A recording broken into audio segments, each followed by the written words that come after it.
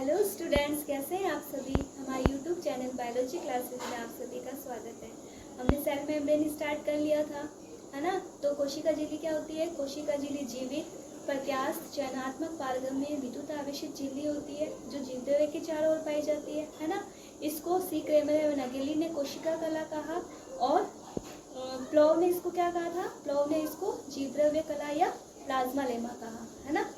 और इसके हमने मॉडल पढ़ लिए थे। मॉडल में हमने वसी द्विपरक मॉडल पढ़ लिया था। इस मॉडल के अनुसार क्या होता है, जो कोशिका झिल्ली होती है वो वसा की दो परतों से मिलकर बनी होती है और इन परतों में से घुलनशील प्रोटीन जो होते हैं वो आ जा सकते हैं, है ना। घुलनशील प्रोटीन, घुलनशील पदार्थों का आवागमन हो सकता है इसके अंदर से।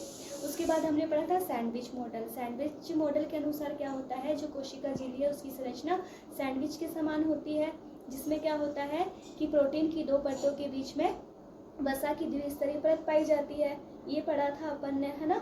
और अब अपन पढ़ेंगे, उसके बाद अपन ने इकाई कला मॉडल पढ़ा था, यानी यूनिट मेम्ब्रेन मॉडल पढ़ लिया था। उसके अनुसार क्या होता है कि कोशिका में जितनी भी कोशिकाएं झिल्ली पाई जाती है, जैसे कि कोशिकांगों की कोशिका झिल्ली या कैंकर झिल्ली, जो भी कोशिका झिल्ली, जितने भी प्रकार की कोशिका झिल्ली पाई जाती है वो एक समान होती है ना। यूनिट मेम्ब्रेन में ये था।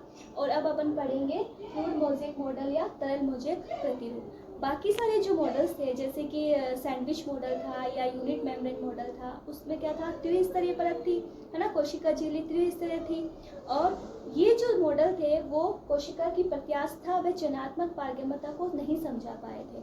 तो उसको समझाने के लिए एक मॉडल आया था, फ्लूइड मोज़ेक मॉडल या तरल मोज़ेक प्रतिरूप, जिसको किसने दिया था? सिंगर एवं निकोलसन ने 1972 में दिया था, है ना। इस मॉडल के अनुसार क्या होता है कि जो कोशिका झिल्ली होती है वो वसा की द्विपरत होती है ना, जिसमें अणु जो होते हैं वो दो पंक्तियों में, वसी अणु जो होते हैं दो पंक्तियों में लगे रहते हैं। और इन वसा के अणुओं के जो भाग होते हैं वो शीर्ष और पूंछ होते हैं, है ना। ये एम्फीपैथिक होती है, यानी उभय संवेदी, यानी इसमें जल स्नेही भाग भी पाया जाता है और जल विरागी भाग भी पाया जाता है। जो शीर्ष भाग होता है वो जल स्नेही, यानी जल से बंधुता रखने वाला, यानी हाइड्रोफिलिक होता है।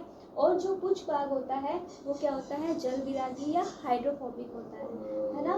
तो जो जल स्नेही भाग जो होता है वो दोनों ओर होता है, बाहरी तरफ और अंदर की तरफ, और जो जल विरागी भाग होता है वो बीच में होता है ना।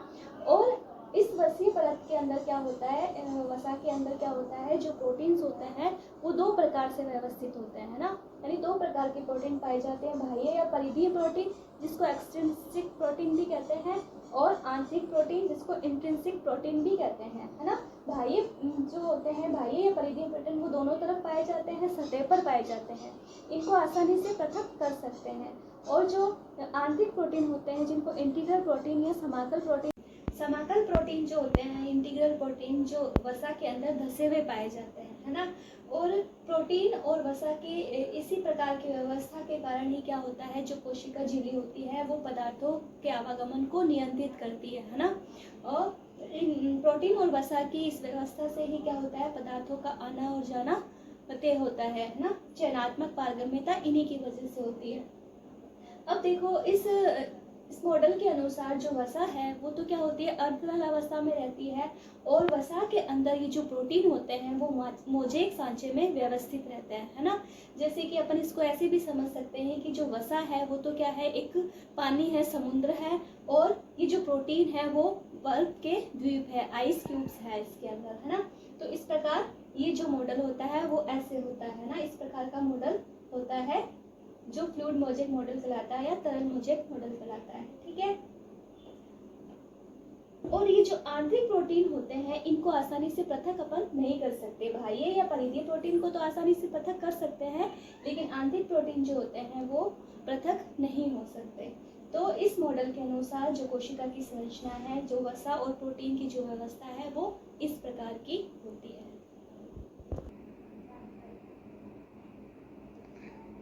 इसके अलावा हमने पढ़ा था कोशिका के संगठन में कि 0.1% या कुछ मात्रा के अंदर कार्बोहाइड्रेट्स भी पाए जाते हैं। तो ये जो कार्बोहाइड्रेट्स होते हैं वो ग्लाइकोप्रोटीन या ग्लाइकोलिपिड्स के रूप में होते हैं, ठीक है।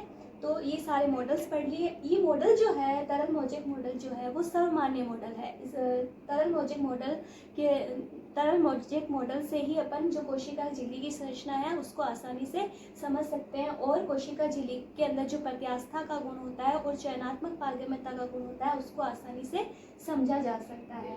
ठीक है, तो ये मॉडल्स पूरे हो गए। अब हम पढ़ेंगे कोशिका झिल्ली के कार्य। आप सबको पता है कोशिका झिल्ली के कार्य क्या होते हैं। जो सबसे महत्वपूर्ण कार्य जो होता है कोशिका झिल्ली का, कि ये कोशिका को एक निश्चित आकार व आकृति प्रदान करता है। ठीक है, इसके अलावा क्या होता है, कोशिका झिल्ली जो होती है वो चयनात्मक पारगम्य या अर्धपारगम्य झिल्ली होती है, जिसके अंदर जो क्या होते हैं पदार्थ जो होते हैं वो चयन करके ये अंदर या बाहर निकालती है ना। तो कोशिका झिल्ली के अंदर एक एंडोसाइटोसिस और एक्सोसाइटोसिस की क्रिया भी पाई जाती है। एंडोसाइटोसिस क्या होता है कि जब कोई पदार्थ जो कोशिका अंदर लेती है तो उसको एंडोसाइटोसिस कहते हैं, और एंडोसाइटोसिस जो होता है वो दो प्रकार से होता है, पिनोसाइटोसिस और फैगोसाइटोसिस। जब किसी ठोस पदार्थ को वो अंदर ग्रहण करती है तो उसको फैगोसाइटोसिस कहते हैं, और जब किसी तरल को वो अंदर ग्रहण करती है तो उसको पिनोसाइटोसिस कहते हैं। ठीक है, और जब किसी पदार्थ को बाहर निकालना होता है तो इस बाहर निकालने की क्रिया को क्या कहते हैं, एक्सोसाइटोसिस कहते हैं, है ना। और जो पदार्थों का जो आवागमन होता है एक स्थान से दूसरे स्थान पर जाना या परिवहन, वो दो रूप से होता है ना, निष्क्रिय परिवहन व सक्रिय परिवहन। निष्क्रिय परिवहन के अंदर क्या होता है, जो पदार्थ होते हैं वो अपनी अधिक सांद्रता से कम सांद्रता की ओर गमन करते हैं, जिसके अंदर किसी भारी ऊर्जा की आवश्यकता नहीं होती है। और सक्रिय परिवहन के अंदर क्या होता है, जो पदार्थ होते हैं वो सांद्रता प्रवणता के विपरीत कार्य करते हैं, ये कम सांद्रता से अधिक सांद्रता की ओर गति करते हैं, जिसके अंदर भारी ऊर्जा की आवश्यकता होती है जो कि एटीपी के रूप में खर्च होती है। ठीक है, तो ये सब कार्य हैं कोशिका झिल्ली के। और इसके अलावा क्या होता है, कोशिका के अंदर जो आसंजन जो होता है, कोशिका के अंदर जो आसंजन की क्रिया होती है दो कोशिकाओं के अंदर, वो भी कोशिका झिल्ली के माध्यम से होती है। और एक महत्वपूर्ण कार्य होता है सेल रिकॉग्निशन का, है ना।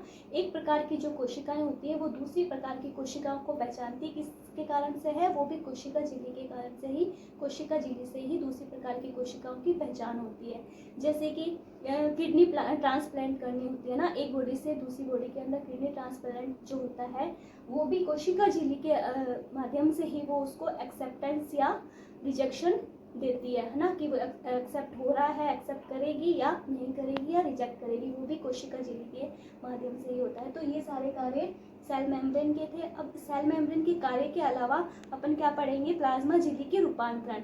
ठीक है, प्लाज्मा झिल्ली में कुछ कार्य के अनुसार कुछ रूपांतरण भी पाए जाते हैं, जैसे कि एपिथेलियल कोशिकाएं जो होती है उसमें अवशोषण की सतह बढ़ाने के लिए, अवशोषण सतह का क्षेत्रफल बढ़ाने के लिए कुछ संरचनाओं का निर्माण उंगलीनुमा प्रबंध बन जाते हैं या उंगलीनुमा संरचनाएं बन जाती है, जिनको हम बोलते हैं माइक्रोविलाई, है ना। और इसके अलावा क्या होता है, कोशिकाओं की यांत्रिक सामर्थ्य बढ़ाने के लिए जो संरचनाएं धागेनों में संरचनाएं बन जाती है उनको बोलते हैं डेस्मोसोम। और इन धागेनों में संरचनाओं के अंदर जो तंतु होते हैं उनको टोनोफाइब्रिल्स बोलते हैं। इसके अलावा क्या होता है, कोशिकाओं की जो पास की जो कोशिका होती है उनके अंदर कॉन्टैक्ट्स बढ़ाने के लिए या कॉन्टैक्ट्स बनाने के लिए, निकटतम संपर्क बनाने के लिए कोशिका झिल्ली में प्रवर्त समान संरचनाएं निकल जाती है, जिसको बोलते हैं इंटरडिजिटेशन। तो हमने इसके कार्य भी पढ़ लिए और इसके रूपांतरण भी पढ़ लिए। अपन नेक्स्ट वीडियो में पढ़ेंगे कोशिका। आज के लिए बस इतना ही। Thank you.